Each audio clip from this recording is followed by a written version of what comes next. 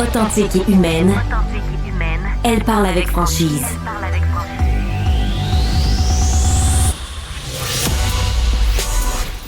Elle traite l'information avec rigueur et efficacité. Une approche fraîchement moderne de l'actualité. Isabelle Maréchal. Un très bon mardi matin à vous tous. J'espère que vous allez bien. Il y a du soleil dehors, un petit peu frais, mais ça nous fait du bien encore. Je vais aborder toutes les questions qui, parfois, vous doivent vous turlupiner. Comment ça se fait qu'on a de moins en moins de bons services, soit dans les commerces de détail, puis on le sait, depuis la pandémie, ça a glissé. Le service à la clientèle n'est plus ce qu'il était, chers amis. Je pense qu'on peut dire ça sans trop se tromper. Il y a d'ailleurs des chiffres qui le prouvent. On en parlera tout à l'heure en deuxième heure. Mais d'ici là, je veux faire appel à vous parce que si vous avez des anecdotes de mauvais services à la clientèle, puis c'est pas juste dans les magasins ou les restaurants, par exemple, mais vous savez, tous ces services qu'on paye par semaine, par mois, par année, et où vous avez l'impression que vous êtes un bon client depuis des années, puis sincèrement, vous estimez que le service, il est plus ce qu'il était. Racontez-moi, ou surtout, s'il y a des abus. Et moi, j'en ai vécu quelques-uns cas. C'est pour ça que j'avais envie qu'on en parle ensemble ce matin. Quelques cas dernièrement où, sincèrement, je trouve que c'est abusif. Soit qu'on vous demande des frais supplémentaires pour des services dits d'urgence ou autres, ou tout simplement parce que les prix ont augmenté et que ça n'a juste pas de bon sens. Alors, tout à l'heure, appelez-moi au 1-877-827-2346. C'est notre numéro de toute façon pour nous joindre pendant les 2 prochaines heures.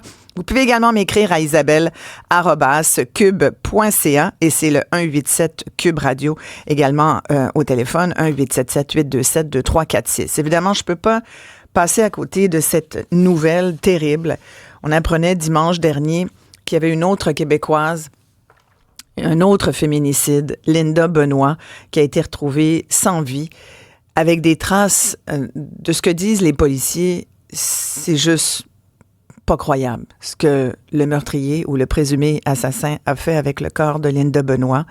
C'est la 12e femme à être tuée dans un contexte de violence conjugale. Sincèrement, puis l'année n'est pas finie. Vous savez que bon an, mal an, puis c'est quasiment devenu une espèce d'habitude. C'est-à-dire qu'on sait que chaque année, il y a à peu près une douzaine de femmes qui sont tuées par un ex ou par un conjoint. C'est de même. Puis on a beau en parler, on a beau essayer de dire aux hommes de contrôler leur colère, d'apprendre à vivre avec les séparations. On a beau dire aux femmes aussi de ne pas tolérer la violence, la petite violence ordinaire, ça commence de même. On a beau leur dire, il y a des services qui existent. Pour les hommes aussi, on vous dit de plus en plus, si vous êtes un homme, vous avez de la misère à gérer vos émotions, il y a de plus en plus de services qui sont pour vous. Mais c'est comme si c'était les bonnes personnes qui y vont. Tu sais, c'est les bons gars qui vont dans ces services-là, puis qui vont se mettre le cœur sur la table, puis qui vont raconter ce qu'ils vivent. Mais le criminel, dans le cas de Linda Benoit, visiblement, il s'appelle Éric Bizotti, et visiblement, il était connu pour ses activités criminelles.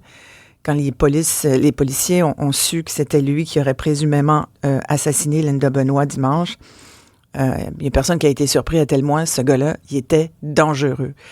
Bon, c'est pas toujours le cas. Des fois, c'est un conjoint simplement qui a pété sa coche. Je dis simplement parce que je vous parle de cette violence ordinaire qui n'est pas toujours visible d'ailleurs. Et j'avais envie d'avoir le témoignage de quelqu'un qui nous a beaucoup touchés avec ses vidéos TikTok dernièrement.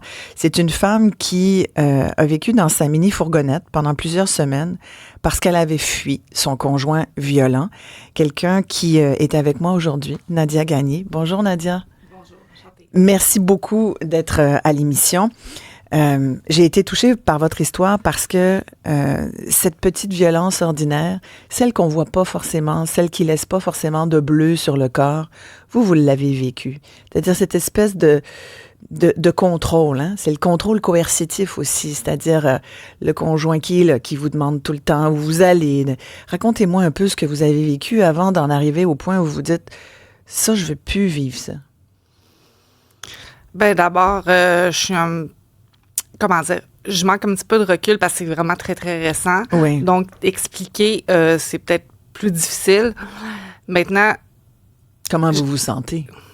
Je sais même pas si j'ai vraiment vécu la violence conjugale parce que j'ai les archétypes, là, la femme battue, la grosse affaire qu'on peut voir par exemple, des féminicides, des choses comme ça. Fait qu'une partie de mon cerveau qui me dit, oui, j'ai vécu de la violence conjugale, j'ai déjà été dans les centres de violence, puis une autre partie de mon cerveau qui me dit, ben non, c'est juste ça. Voyons. Fait que... Et t'as pas roué de coups, c'est ça que vous dites? Ouais, j'ai pas eu aucune violence physique, mais par contre, j'avais la menace que si j'étais pas fine, ben que ça pourrait m'arriver, ou bien quand il y avait des nouvelles comme malheureusement le féminicide, c'est comme, ils pouvaient me dire par exemple, ben c'est ça, qu'on n'est pas fine, ça arrive. Fait que c'était vraiment insidieux, puis on n'était pas des gens aussi, comment dire, très très expressifs. On est des gens quand même assez cérébraux, vraiment dans le silence.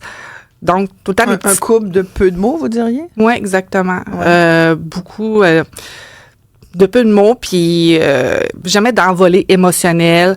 Donc, pour moi, juste des petites craques, des petites choses.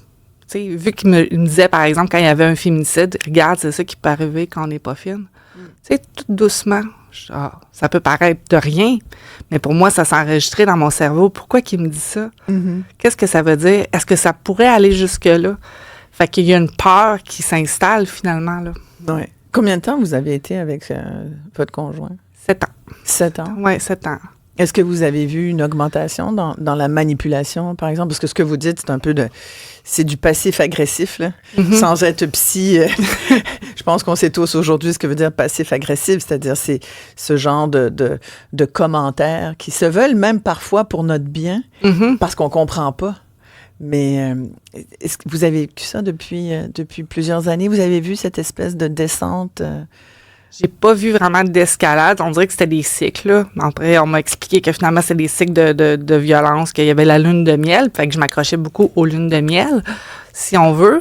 Je regarde tout le temps les côtés positifs pour m'accrocher à ça. Je dirais pas qu'il y a eu d'escalade, que ça allait de pire en pire, mais disons qu'il y avait des sujets qui étaient vraiment plus épineux, qui pouvaient le faire sortir de ses gonds. Tout ce qui s'appelait sa réputation, l'argent, jusqu'à un certain point, l'engagement. Tout ce qui faisait faire, dans le fond, d'après moi, qui était assis sur son pouvoir.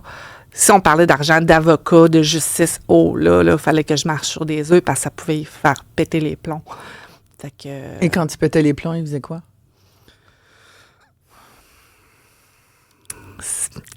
C'était jamais physique, puis ça durait jamais longtemps, parce qu'on avait quand même la maturité de comment dire, de se retirer quand ça montait en émotion. C'était beaucoup dans les silences, les non-dits, puis encore là, c'est-tu mon interprétation, je le sais pas. Mais quand on arrivait, mettons, au pic, ben, si t'es pas contente, t'as juste à t'en aller. Anyway, tu vas te ramasser dans la rue La Grande. Fait que t'es aussi bien de te tenir tranquille. Et moi, j'avais peur de ça depuis le jour 1. De vous ramasser dans la rue, ben oui, c'est sûr. Ouais. Est-ce que c'est votre ex-conjoint qui gérait les finances ou vous aviez quand même un peu de marge financière ou c'était pas à votre portée? Parce que souvent, c'est ce qu'on voit aussi. C'est lui qui les gérait. Par contre, il faut dire qu'on avait un très, très grand écart de revenus. Moi, quand il m'a rencontré, j'étais sur l'aide sociale, puis lui, il faisait vraiment un très, très gros salaire. Donc oui, il me présentait les finances, mais aussi, c'était pour me dire, regarde, Nadia, il faut que tu fasses attention quand tu fasses l'épicerie. C'était beaucoup pour m'éduquer. Il y avait C'est vraiment beaucoup de contrôle, finalement, votre expérience de conjugale, c'est du contrôle. Est-ce que vous diriez ça? Du contrôle, oui. Mais beaucoup, comment dire, du pouvoir. Ouais. Moi, je fais de l'argent. Moi, j'ai réussi dans la vie. Toi, t'es pauvre. Moi, je sais comment ça marche. Écoute-moi, la petite. On était beaucoup dans le mansplaining. On était beaucoup là-dedans. Beaucoup de rabaissement, finalement, psychologique, là. Du dénigrement. Ouais.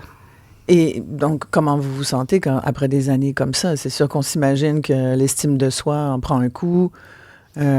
Qu'on a juste envie de s'en aller et puis de pas rester avec quelqu'un qui nous dénigre comme ça. Ben paradoxalement, c'est lui qui m'a laissé. C'est lui qui m'a laissé. On pourrait penser, ben là, pourquoi t'es pas partie? Honnêtement, moi, je serais jamais partie, là. C'est ça, la vérité. Comment dire, je le voyais comme un moindre mal de rester avec lui. Puis je l'aimais. Puis à quelque part, mon deuil n'est pas encore fait. Je l'aime encore. Donc, je sais pas quoi vous dire. Oui, c'est difficile de mettre des mots là-dessus. Oui, surtout que je manque un petit peu de recul. Puis encore là, c'est ça, je me vois, parce que j'entends beaucoup de discours sur la place publique. Je me dis, c'est-tu des micro-agressions? Puis je m'énerve pour rien. Est-ce que je suis une woke là, qui s'énerve pour rien. Parce que c'est un peu ça qu'il me disait. On sait bien, toi, la fille de gauche, la woke, t'es pas à Gaza, là, voyons, t'es pas battu, là. Ben voyons, là, c'est pas tous les gars qui feraient ça, te faire vivre, entre parenthèses, fait que tu t'énerves pour rien, etc., etc. Hey, c'est fou, c'est fascinant parce que je vous écoute, Nadia, puis je vois que, puis je le sens, là, puis la façon dont vous le décrivez, je pense que les auditeurs aussi doivent se dire, vous êtes encore dans le doute de savoir, ai-je été victime de violence conjugale? Oui, j'ai encore dans le doute. Vous n'êtes pas sûr? Non, je suis vraiment pas sûre. Mais la violence conjugale, ce n'est pas que des coups. En fait, c'est souvent comme ça, une montée. C'est beaucoup du dénigrement, du contrôle, du pouvoir, comme vous dites. On a avec nous, d'ailleurs, Marie-Christine Villeneuve. Si vous me permettez, Nadia Gagné, je vais aller demander à Marie-Christine Villeneuve, qui est coordonnatrice aux communications et aux relations publiques pour le réseau des centres d'aide aux victimes d'actes criminels, qu'on connaît sous le nom de CAVAC, des centres donc qui aident des femmes qui sont en processus de quitter, des femmes qui subissent la violence conjugale. Bonjour Marie-Christine. Bonjour Madame Maréchal. Quand vous écoutez le témoignage de Nadia Gagné, vous reconnaissez les stigmates d'une femme qui a vécu de la violence conjugale ou c'en est pas? Éclairez-nous là-dessus. Et Nadia, elle va être contente de le savoir parce que elle-même est mêlée là-dedans. Là. Oui, je vous écoute depuis tantôt, puis effectivement que c'est de la violence conjugale, puis c'est normal aussi de se questionner de cette façon-là parce que vous l'avez dit, c'est pas uniquement des coups, la violence conjugale, et c'est très insidieux et souvent ça s'installe tranquillement avec des petits mots, des petits gestes. Ça prend plusieurs formes, psychologiques, verbales, financières aussi. Donc, l'auteur de violence va utiliser toutes sortes de moyens pour garder le contrôle sur la victime. Ça se manifeste donc sous plusieurs formes et parfois, même souvent, la personne victime qui va subir la violence va prendre du temps avant de se reconnaître comme étant victime. Donc, ce que j'entends ce matin, c'est une réaction qui est normale, c'est une réaction qu'on voit souvent dans nos services, la personne qui est pas certaine d'être là pour les bonnes raisons, qui se dit, mais est-ce que c'est ce que je vis? Mais c'est ce qui est difficile avec la violence conjugale et ce que j'entends, c'est du contrôle coercitif. Donc, ça prend toutes sortes de formes et on se questionne à savoir, voyons, est-ce que je suis en train de virer folle, là, en bon français, ou est-ce que c'est ce que je vis? Et c'est ce que j'entends ce matin, c'est ce que Mme Gagné vit, là, clairement, parce que constamment rabaissé, l'estime personnelle qui est malmenée avec le temps, on veut éviter la colère de l'auteur de violence, on a l'impression de marcher sur des œufs, parfois on va voir de l'isolement, donc peu à peu de nos proches, de la famille, perte de contrôle sur les finances. Et il y a le fameux cycle de la violence conjugale que Mme Gagné a évoqué tantôt, ce qui va faire oublier souvent aux personnes victimes ce qu'elles vont vivre dans les périodes plus difficiles parce que la lune de miel revient de façon cyclique. Mais clairement, là, je pense qu'on peut l'identifier facilement ce matin. Donc, faut pas se poser de questions. C'est ce qu'elle semble vivre, là. Ouais, mais c'est fascinant que des femmes se posent la question, comme Nadia. Vous reconnaissez dans ce que dit Marie-Christine? Là, vous m'avez fait oui de la tête tout à l'heure. C'est plus évident pour les gens qui nous regardent à la télé, mais c'est fascinant. Et puis, vous voyez, le cycle, Marie-Christine le décrit bien. Vous en avez parlé d'ailleurs tout à l'heure. Vous avez dit, on m'a expliqué que la lune de miel, je me raccroche à ça, c'est-à-dire qu'après chaque incident de violence conjugale, il y a le retour à l'amour. Hein, ça revient, là, finalement. Il est tellement désolé de nous avoir fait de la peine que là, c'est pas tant désolé. Non, pas tant désolé. Non, mais c'était quoi pour vous quand vous disiez la lune de miel? C'est quand c'était le retour à l'équilibre, puis que dans le fond, on a recommencé à faire des activités, puis que tout allait naturellement, qu'il n'y avait pas de prise de bec, mais jamais nommé qui faisait de la violence conjugale. Pour lui, c'est comme, non, c'est lui la victime, puis c'est même moi qui en fait de la violence conjugale. Fait que là, je suis mêlée, parce que je me dis, OK, mais c'est parce que je me suis choquée. Dans le fond, moi, j'en fais, c'est lui la victime, puis encore là, c'est quoi une vraie puis une bonne victime, je le sais pas. J'essaie tout le monde me dit, arrête de jouer à victime. C'est quoi une vraie victime? Moi, je le sais pas. Puis oui, j'ai du pouvoir, mais jusqu'à quel point j'ai un pouvoir, je sais pas, là. Oui. Marie-Christine Villeneuve, là-dessus? Oui, le sentiment d'incompréhension. Puis c'est ça, c'est aussi une étape dans ce cycle d'alliance conjugale-là qui est la justification l'identification de l'auteur de violence. Donc, ça va mettre la personne victime dans un sentiment d'incompréhension. Elle va se blâmer. Il va accuser la victime de façon détournée. Parfois, elle va justifier son utilisation de la violence. Et c'est beaucoup dans la manipulation et ça va causer le sentiment dont Mme Gagné parle. Bon, non, finalement, c'est de ma faute. Donc, c'est peut-être moi qui l'ai cherché ou je vais peut-être faire attention avec ceci, avec cela pour pas déclencher cette colère-là. C'est peut-être finalement moi le problème au bout de la ligne. Donc, oui, c'est vraiment des émotions qu'on voit beaucoup dans notre accompagnement des personnes qui sont victimes de violences conjugales. Il y a évidemment beaucoup il y a autant de cas, j'allais dire, que de personnes, que d'hommes et de femmes qui sont impliqués là-dedans. Marie-Christine, ce que vous voyez, vous, dans les CAVAC, est-ce qu'on peut dire qu'il y a quand même des espèces d'archétypes? C'est Nadia, j'emprunte votre mot tout à l'heure. Vous en avez parlé. Est-ce que c'est un peu les mêmes profils qui reviennent finalement? Non, puis c'est ça qui peut étonner souvent parce qu'on a l'impression, c'est un certain type de personne qui peut être enclin à être victime de violence conjugale. C'est ce qu'on entend à tout le moins parfois, mais ça peut se présenter dans toutes sortes de relations. Chez des personnes de toutes sortes de statuts qui travaillent dans toutes sortes de milieux. Donc, c'est pas, il y a personne qui est nécessairement à l'abri de la violence conjugale. Et comme on le disait plus tôt, c'est insidieux et souvent on n'aura pas conscience que c'est présent dans notre environnement. Donc, non, il n'y a pas un profil type et on en voit chez toutes sortes de profils finalement. Ouais. Mais allez-y. Ce qui revient, oui, mais reste que le contexte, ce que la personne va ressentir comme émotion, c'est commun à toutes ces personnes-là. Ce sentiment d'avoir la difficulté à quitter aussi, ça prend en moyenne 7 tentatives à une personne qui est victime de violence conjugale avant de réellement mettre un terme à la relation. Donc, ça peut se présenter chez toutes sortes de couples, mais il y a beaucoup de points en commun qui ressortent là au final. 7 fois? Une femme va s'y prendre à 7 fois avant de quitter un conjoint violent? En moyenne, oui, c'est ce que les statistiques révèlent. Ça peut être extrêmement difficile. Il y a toutes sortes de raisons qui entrent en ligne de compte. Il peut y avoir des craintes au niveau financier. Et ce qu'il faut comprendre aussi, c'est le contexte de cette relation-là. La personne, quand elle songe à mettre un terme à la relation, c'est pas juste de fuir la violence, mais c'est aussi de faire le deuil d'une relation aussi, puis de se dire, de se reconnaître comme étant une personne victime. Parfois, de faire le deuil de cette relation-là aussi, on peut avoir des enfants, donc c'est faire le deuil d'avoir le père de nos enfants dans notre vie. Ouais. Donc, ça vient avec toutes sortes de questionnements et c'est ce qui fait beaucoup hésiter là, les femmes à quitter cette relation-là. Oui, effectivement. Et on disait une 12e femme qui est tuée dans un contexte de violence conjugale dimanche dernier, Linda Benoît, et même Nadia le disait aussi, chaque fois qu'un féminicide survient au Québec, la peur fait surface. Vous avez parlé de peur, vous aussi, Nadia, tout à l'heure. Et c'est sûr qu'on se dit, puis j'ai envie de dire aux femmes qui nous écoutent, si vous vivez avec un conjoint qui a tendance à péter sa coche, est-ce que vous vous demandez si c'est vous la prochaine? Parce que c'est le genre de questions qu'on se pose, puis je suis bien placée pour en parler parce que je l'ai vécu moi aussi.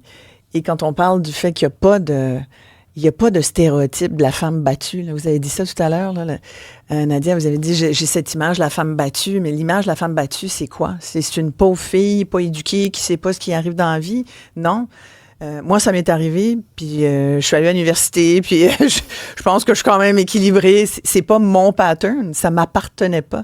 C'est ça qu'il faut arriver à comprendre, c'est que la violence de l'autre ne nous appartient pas. Est-ce que vous êtes d'accord avec ça, Marie-Christine Villeneuve? Ben oui, tout à fait. Il faut arriver, puis c'est sûr que ça va prendre du travail parfois, puis ça prend aussi du soutien qui d'ailleurs existe. On pourra peut-être en reparler plus tard, mais oui. Il faut réaliser que c'est pas vous le problème, c'est pas la personne qui se retrouve dans ce cycle-là qui a fait quoi que ce soit pour se retrouver dans cette situation-là. Donc, il faut être capable de bien identifier l'auteur de violence et la personne qui est victime dans cette situation-là. Oui. Je redonne nos numéros pour... je sais que c'est difficile de téléphoner sur un sujet comme celui-là, mais vous pouvez au moins me dire si ça vous touche d'entendre les témoignages de Nadia et si vous avez des questions, soit pour vous, une proche, un proche aussi. J'aimerais ça que les gars se sentent interpellés aussi. Vous pouvez nous joindre en faisant le 1-877-827-2346. Si c'est plus facile pour vous par texto, vous faites le isabelle@cube.ca. C'est vrai que c'est des sujets délicats. Parce que Nadia, vous, dans votre cas, vous l'avez dit, c'est lui qui a fini par stanner. Et donc, il vous a laissé. Mm-hmm. Donc là, vous vous retrouvez à la rue. Ce qui vous avait promis qui arriverait peut-être si vous étiez pas fine, a fini par arriver. Là, vous avez vécu un épisode d'itinérance cachée. Vous avez fait... D'ailleurs, beaucoup de gens me disent... qui vous suivent sur TikTok, ils ont vu vos posts là où vous expliquiez votre situation, où vous demandiez même à des bonnes personnes si vous avez un stationnement pour moi, juste pour aller m'héberger. Les villes aussi, vous interpelliez les villes pour être un peu compréhensible de ces gens qui vivent de plus en plus dans leur voiture. J'en parlais justement hier comme sujet. Et ça là, c'est difficile pour vous aujourd'hui de trouver un logement, de trouver votre espace à vous, alors que dans le fond, vous avez été...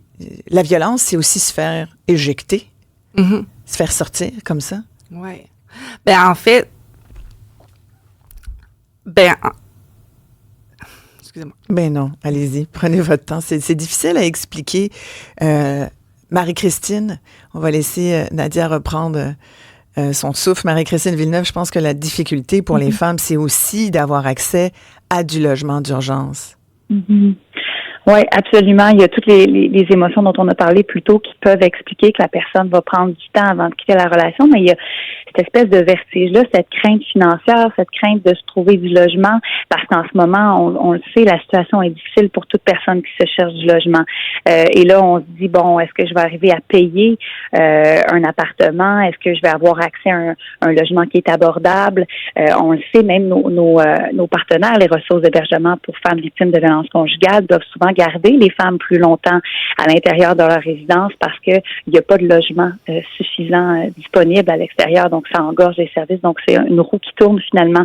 C'est pas facile présentement la situation, mais je pense qu'il faut se rappeler qu'il y a des mesures qui existent, il y a des ressources qui existent aussi pour pouvoir aider les personnes qui sont victimes de violences conjugales et de violences sexuelles. Si vous ne saviez pas, il y a une façon de mettre fin à son bail sans pénalité. Donc, si vous voulez quitter, par exemple, le logement que vous partagez avec l'auteur de violence, il y a des aides financières aussi qui vont payer jusqu'à 2 mois de loyer, des frais de déménagement aussi auprès de l'IVAC suivant la demande de résiliation d'un bail. Il peut y avoir aussi une aide financière d'urgence pour la personne qui se retrouve dans un environnement qui est juste dangereux ou pour obtenir, par exemple, des soins médicaux. Donc, il y a des mesures qui sont en place pour aider les personnes qui sont victimes à quitter rapidement la situation qui peut être dangereuse pour elles ou pour ses enfants. Mais reste que de se loger à plus long terme, ça demeure un défi, là, encore. Voilà, par résilier un bail, ça ne veut pas dire qu'on va se retrouver abordable le lendemain. Tout ce que vous nous dites, Marie-Christine, là, sur ces programmes ou ces services, est-ce que ce sont des services facilement accessibles pour les femmes qui sont en situation d'urgence? Et par où on passe? Est-ce qu'on passe forcément par vous au CAVAC? Oui, il y a absolument l'intervenante. Quand c'est dans une situation d'urgence, évidemment, il y a une priorisation qui est faite et à ce moment-là, l'intervenante va pouvoir assister la personne victime dans ces démarches-là, faire la démarche pour avoir accès, par exemple, à l'aide financière d'urgence, faire les démarches pour remplir la paperasse auprès de l'IVAC. Des fois, on n'a pas la tête à ça, on n'a pas l'énergie non plus. Donc oui, ça, c'est le genre de choses que on peut avec lesquelles on peut assister là auprès du CAVAC. Et quand c'est dans une situation d'urgence, évidemment que on sent l'urgence et qu'on va pouvoir aider les personnes dans avec cette démarche-là. Là. Mais c'est certain que une personne qui craint pour sa sécurité peut aussi bien se tourner vers les maisons d'hébergement pour les femmes qui sont victimes de violences conjugales. On connaît bien aussi cette ressource-là qui, elles aussi, ont les informations, les contacts pour pouvoir les soutenir dans la démarche. Là. Ouais, il y a tellement j'ai beaucoup de femmes qui m'écrivent. Il y a Anne qui me dit que sa sœur est dans une situation comme celle de Nadia. avec du pouvoir, justement, là. Tu sais, des tentatives de contrôle. Le pouvoir, c'est terrible. Quand l'autre veut avoir le dessus sur sa conjointe, elle dit, elle veut rien voir. Elle voit pas, ma sœur. Je ne sais plus quoi faire. C'est un témoignage touchant, ça. Anne, bon courage pour votre sœur.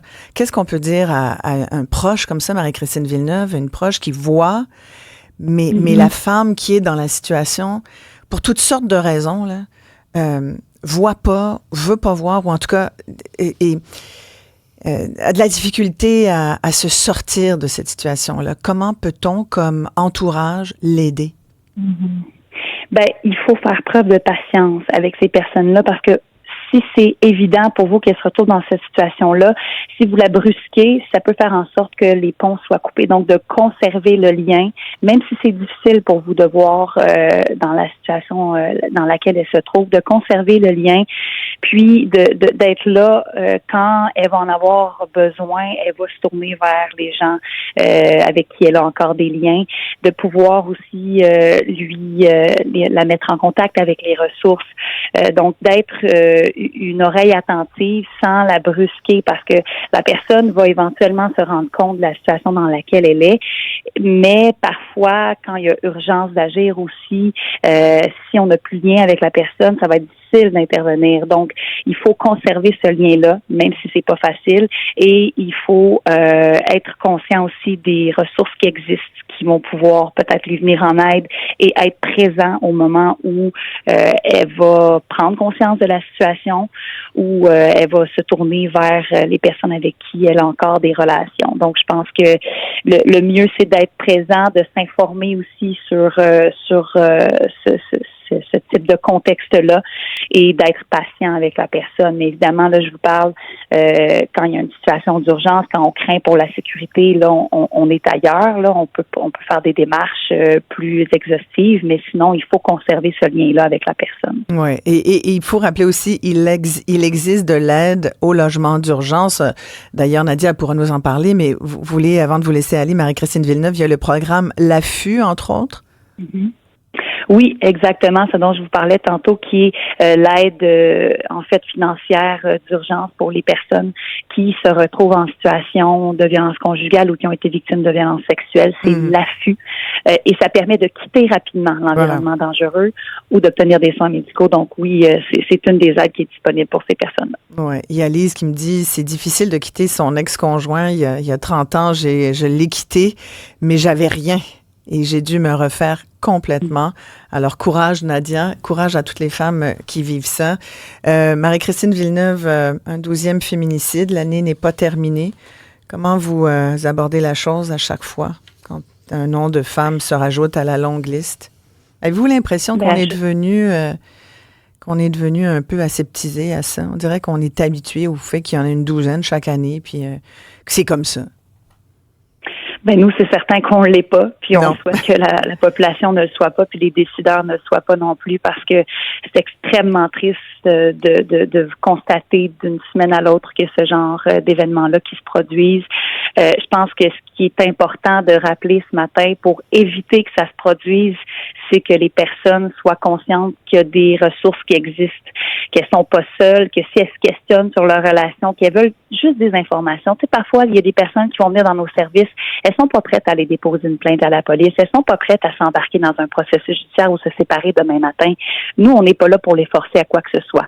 Elle peut venir discuter, prendre des informations, veut connaître ses options, veut être soutenue. Il y a des ressources qui existent, dont le CAVAC, pour vous éclairer là-dessus, puis on vous forcera pas à faire quoi que ce soit, mais je pense que il faut que les personnes soient conscientes des options qui existent et évidemment, les intervenants qui travaillent autour de ces personnes victimes-là, plus si on est en mesure de mettre un filet de sécurité autour de ces personnes-là, donc d'avoir ce contact-là, même si elle ne le quittera pas la semaine prochaine, nous, on maintient ce lien-là et on est en mesure d'agir quand on craint, quand les situations sont devenues inquiétantes, on est en mesure d'évaluer les risques et d'agir à ce moment-là avec ce qu'on appelle des cellules d'intervention rapide qu'il y a dans chacune des régions maintenant au Québec. Donc, de plus en plus, on développe des outils, mais il faut que les personnes victimes soient informées, soient conscientes des ressources qui existent et soient conscientes qu'on ne les forcera pas à faire quoi que ce soit, mais qu'on est là pour les soutenir selon les besoins et selon l'étape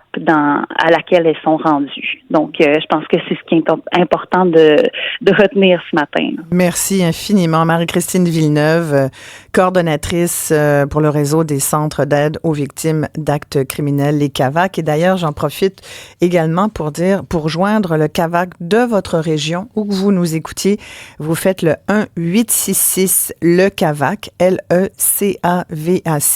C'est donc 1-866-532-2822. Et le site, c'est cavac.qc.ca. Il y a également les CALAC, les centres d'aide et de lutte contre les agressions à caractère sexuel. Il y en a dans toutes les régions du Québec. Et c'est 1-877-717-5252. Et il y a évidemment dans les cas d'urgence, il y a sosviolenceconjugale.ca, 1-800-363-9010. Ce sont des ressources qui sont à la disposition des femmes qui sont dans une situation dont elles veulent se sortir. Et parfois, c'est ça, aujourd'hui, on essaye de voir est-ce qu'on est capable de reconnaître quand on vit de la violence conjugale. Des fois, juste reconnaître, ça aide aussi. C'est une partie du chemin, hein, Nadia? Là, vous avez réussi finalement à vous retrouver un logement, parce que c'est ça le nerf de la guerre. Hein? Vous l'avez très bien expliqué dans vos TikTok. Vous disiez, mon Dieu, qu'est-ce que je vais faire? Vous avez vécu dans votre fourgonnette, mais c'était pas l'idéal. Vous cherchiez un logement? Oui, exactement. J'ai resté un mois dans mon auto, sauf que là, ma santé commençait à se dégrader vraiment beaucoup. Donc, je suis retournée chez mon ex. J'ai géré un risque de ma santé. J'ai troqué comme un risque pour ma santé physique. Vous avez dit, c'est moins pire à l'intérieur que dans mon auto. Je savais pas. Je suis retournée, et puis honnêtement, comment dire, Qu'est-ce qu'il a fait quand il vous a vu revenir? Il était pas content. Il était pas content. C'est comme, tu vois, t'es pas capable de te débrouiller, t'as besoin de moi, tu sais. Donc, je suis retournée. C'est ça qui m'a permis de faire des démarches administratives pour pouvoir accéder finalement à un logement avec une subvention logement là, qui s'appelle le PSL d'urgence, qui m'a vraiment sauvé la vie. Qui est un programme, le supplément au loyer, là, qui peut payer jusqu'à 25 du revenu pour les gens qui travaillent, mais qui est très, très, très temporaire. Là. C'est pas un programme, apparemment, là, qui est là pour des années. Là. C'est vraiment une aide que vous pouvez... C'est ce que vous avez eu, c'est ça? Moi, j'ai eu un PSL d'urgence. On m'a dit... Oui. Je connais pas vraiment beaucoup ça, mais elle m'a dit non, que ça pouvait être quand même sur plusieurs années. Encore là, je suis pas une experte. Puis ce qu'on m'a dit, c'est que c'était vraiment rare à avoir cette subvention-là, qu'elle était méconnue. Mais moi, c'est vraiment ça qui a fait... Parce que dans le fond, dans toute cette histoire-là, je me suis pas mal débrouillée toute seule. C'est sûr, on peut embarquer là, sur le côté de vivre dans son auto, mais le fait de rester dans ma voiture avec mon petit chien, je pouvais faire aucune démarche administrative, d'aller au CLSC ou quoi que ce soit, fait que j'étais vraiment toute seule. Donc, pour moi, de pouvoir faire des démarches administratives, c'était super important. Mm-hmm. Donc là, vous avez un logement. Oui, j'ai un logement. Ça a pris 4 mois, puis mon Dieu que je suis contente. Ça change tout. Puis d'ailleurs, je tiens à remercier une intervenante dans une office de l'habitation qui me dit, Nadia, on va te sortir de là. Oh my God! Parce que je trouvais pas, ça m'a pris 4 mois avant de me trouver un logement. Ça m'a pris 4 mois. Mais bon, avec l'aide sociale, le petit chien, il n'y a personne qui veut avoir d'assisté sociale dans son logement. Il ne pourra pas venir saisir le logement si jamais elle ne paye pas. Donc, ça a été excessivement difficile au point que j'ai trouvé, mais à Sherbrooke. Mais moi, je voulais rester à Longueuil, là. Il y a quelqu'un qui veut vous parler. India est au bout du fil avec nous. Bonjour. Bonjour. Bonjour, India. Bonjour. Je voulais juste te dire, Nadia, moi aussi, j'ai vécu la violence conjugale. J'ai réalisé que j'avais eu la violence conjugale quand je me suis retrouvée dans le bureau de ma psychologue. C'est elle qui m'a fait réaliser qu'est-ce que je vivais. Puis elle m'a même dit, ben écoute, tu pourrais faire une demande là, auprès de l'IVAC ou CAVAC. Là. Puis j'ai dit, ben non, moi, je suis venue ici parce que j'ai de la peine, parce que je me suis séparée. Même dans le bureau de la psychologue, je faisais du déni. Ça m'a pris 1 an et demi à réaliser ce que j'avais vécu parce que on le sait, c'est pas parce que tu étais sur l'aide sociale que tu étais plus une comment je dirais, un point de mire. Parce que, regarde, Isabelle a fait de l'université, moi j'ai fait du cégep. J'ai toujours travaillé dans le droit. Tu sais, fait que les lois, je les connais. Puis même, je vais te confier que j'ai déjà travaillé à l'IVAC, là, puis je suis sortie de là, ces rotules, parce que j'en pouvais plus. Parce que, justement, j'avais cette clientèle-là dans mon caseload. Mais il y a une personne, la dernière personne à laquelle j'ai parlé, c'est elle qui m'a fait grandir.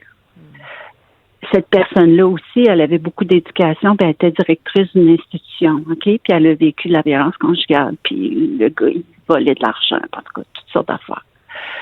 Ça m'a fait comprendre que les gars qui exercent de la violence conjugale, c'est souvent parce qu'ils n'ont pas une estime de soi très élevée. Fait qu'ils cherchent quelqu'un qui a du leadership, qui est en avant puis qui bûche pour ouvrir le chemin, OK? Mais il faut que tu rouvres le chemin de la façon que eux veulent que tu l'ouvres. Tu peux pas avoir ton autonomie de leadership. Fait que les autres s'accrochent à ça. Puis là, quand ils voient que tu es sur le point de découvrir de découvrir le poteau rose, là, ça, ils sortent ça par en bas, la petite ligne de miel, tout va bien. Après ça, quand tout va bien, ils sortent. C'est que moi, ça m'a pris 1 an et demi à reconnaître que j'avais vécu de la violence conjugale. Puis ça m'a pris autant de temps à me pardonner d'avoir vécu là-dedans. OK? Ça, parce là, que, c'est tellement difficile, hein, India? Oui, tout à fait. Puis, moi, ce qui m'a manqué, c'est le soutien de ma famille. Parce que moi, j'ai juste des frères. Fait que je me suis fait parler en gars.